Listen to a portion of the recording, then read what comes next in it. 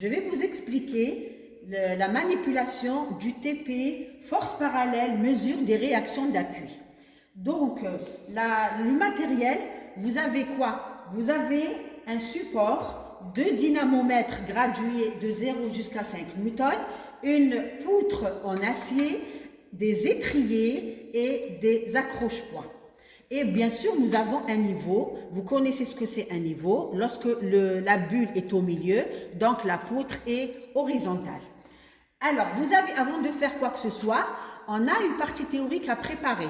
Donc, vous avez une poutre sur deux appuis, une poutre simplement appuyée sur deux appuis avec des chargements. Et on vous demande de déterminer les réactions d'appui.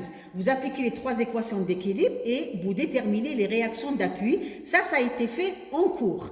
Alors, en TP, vous avez un formulaire à remplir, ou bien, c'est-à-dire, je peux dire des tableaux à remplir.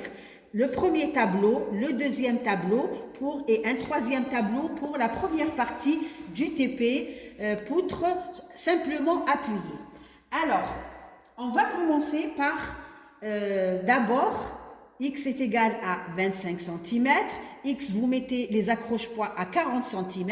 Ensuite, vous réglez les deux dynamomètres de manière à avoir la bulle centrée au milieu, c'est-à-dire ça c'est notre équilibre. Donc VA initial et VB initial qui sont dus à quoi? Au poids propre de la barre et aux accroche-poids à vide. Donc je commence à X est égal à 25 cm à faire varier les charges. Donc je mets une charge, voilà. Qu'est-ce qui va se passer? Donc la poutre n'est pas horizontale. Il faudrait régler les deux dynamomètres, voilà, les deux, de manière à avoir l'horizontalité, c'est-à-dire lorsque le niveau il est au milieu. Donc j'ai VA et VB, dû à quoi? Au poids propre de la barre, aux accroche-poids et à la charge. Lorsque j'enlève les valeurs initiales qui sont dues au poids propre de la barre des accroche-poids, j'obtiens les réactions dues à cette charge-là. Toujours, vous devez retrancher les valeurs initiales à vide. Ensuite, la deuxième charge, je mets une autre charge. Je règle encore les deux dynamomètres. Vous réglez les deux dynamomètres. Donc, ce que vous lisez, moins les valeurs initiales à vide, vous obtenez les réactions dues à cette charge-là. Je mets par exemple une autre charge. Je règle encore l'horizontalité. Chaque fois que vous mettez une charge, vous réglez l'horizontalité.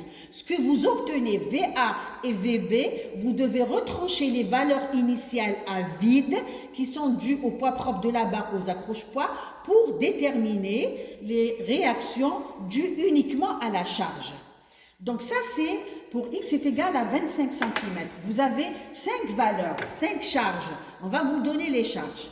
Je refais la même chose avec les mêmes charges pour X est égal à 40 cm. Alors, je commence, voilà, je mets ma charge, ma poutre n'est pas horizontale, d'accord? Je dois régler les deux dynamomètres, pas un seul, les deux, de manière à avoir l'horizontalité. Ce que vous lisez, moins les valeurs initiales, c'est les valeurs obtenues pour X est égal à 40 cm pour la première charge. Je rajoute une autre charge, je refais la même chose, je règle les deux dynamomètres de manière à avoir l'anneau centré au milieu. Ce que vous lisez, moins les valeurs initiales, vous obtenez les valeurs que vous devez reporter sur votre tableau. Je rajoute une autre charge, voilà, je règle encore l'horizontalité. Ce que vous lisez, moins les valeurs initiales, vous obtenez les valeurs dues à cette charge-là. Donc, vous avez 5 valeurs pour X est égal à 25, 5 valeurs pour X est égal à 40 cm. Alors, une fois que vous terminez ça, on passe au principe de superposition. Le principe de superposition, je mets une charge à 25 cm. Voilà. Je règle l'horizontalité, j'ai VA et VB, moins les valeurs initiales, vous avez les réactions dues à cette charge-là pour X est égal à 25. Je décharge, je mets une charge à 40 cm.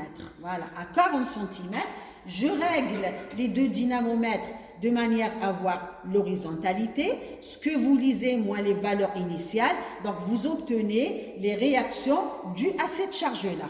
Ensuite, qu'est-ce qu'on fait? Je mets à 25 cm, je mets la charge que j'ai enlevée tout à l'heure. À 40 cm, je garde la même charge et je dois régler, voilà, les deux dynamomètres de manière à avoir le niveau, la bulle juste au milieu. Donc, ce que vous lisez, moins les valeurs initiales, donc vous avez les réactions VA et VB dues aux charges placées simultanément, les deux charges placées simultanément. C'est-à-dire, je mets chaque charge à part, j'ai ces réactions. Ensuite, je place les deux charges placées simultanément et je détermine les réactions dues aux deux charges. Là, ce qu'on appelle le principe de superposition. C'est-à-dire, vous avez quoi? Vous avez le premier tableau pour x est égal à 25. Donc, vous avez 5 charges et les réactions. À x est égal à 40, les mêmes charges et les réactions. Ici, pour x est égal à 25, vous prenez une charge et vous avez ses réactions. X est égal à 40, la charge et ses réactions. Ensuite, vous placez les deux charges placées simultanément et vous voyez est-ce que vous avez la somme des réactions ou pas. Donc ça, c'est la première partie du TP. On passe maintenant à la deuxième partie du TP. Ça, vous avez une poutre en porte-à-faux. Qu'est-ce que je peux vous donner comme exemple? Par exemple, la poutre d'un balcon. Donc, appuyez là et libre de l'autre.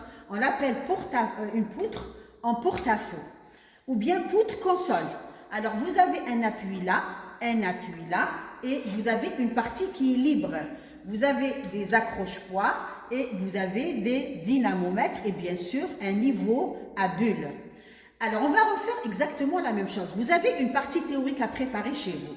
Vous avez un appui là et le porte-à-faux qui est de ce côté-là.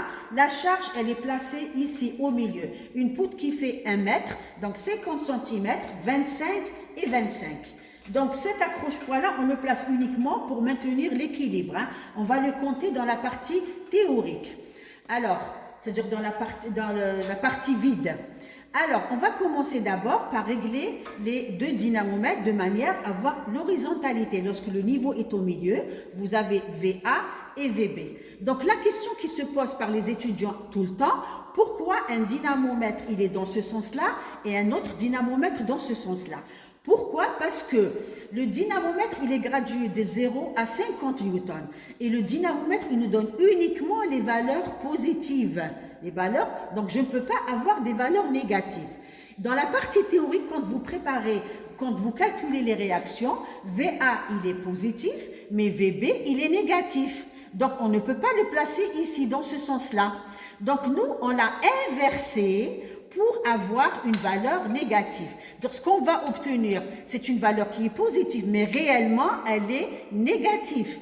Parce que ça fait, regardez, quand vous mettez une charge là, regardez le dynamomètre, il subit une traction vers le haut. Il y a un déplacement vers le haut. Donc la valeur, elle est négative. Vous la lisez positive, mais réellement, quand vous reportez les valeurs, la valeur est négative. Donc négatif, positif, c'est pour ça qu'on a inversé le dynamomètre. Donc ça, c'est la première partie. Maintenant, vous prenez VA initial et VB initial lorsque le niveau il est au milieu. Donc après, on fait varier la charge là. Je mets une charge, par exemple, voilà. J'ai mis une charge. Qu'est-ce qui s'est passé? Est-ce que la poutre est horizontale? Non. Donc il faudrait régler l'horizontalité, régler les deux dynamomètres, régler les deux, pas un seul. Régler les deux dynamomètres de manière à avoir l'horizontalité. Donc, ce que vous lisez, VA et VB, sont dus à quoi? Au poids propre de la barre, aux accroche-poids, à la charge. Quand je retranche les valeurs initiales, je vais déterminer les réactions dues à cette charge-là. Je mets par exemple une autre charge, voilà. Je vais régler encore le dynamomètre de manière à avoir l'horizontalité. Ce que vous lisez, moins les valeurs initiales, vous obtenez les valeurs dues à cette charge-là. je mets par exemple une autre charge, je règle, chaque fois que vous mettez une charge, vous réglez l'horizontalité. Vous réglez l'horizontalité. Donc, ce que vous obtenez, c'est dû à quoi? Au poids propre de la barre, aux accroche-poids et à la charge. Vous devez enlever, retrancher les valeurs initiales pour déterminer les réactions dues à cette charge-là. Et vous refaites ça 5 fois, 5 charges. Vous refaites 5 fois, c'est-à-dire vous avez un tableau qui contient les valeurs, vous devez reporter les valeurs des 5 charges, VA et VB. Et automatiquement, VB est toujours négatif. D'accord? C'est tout ce que vous avez à faire pour la deuxième partie du TP. C'est tout.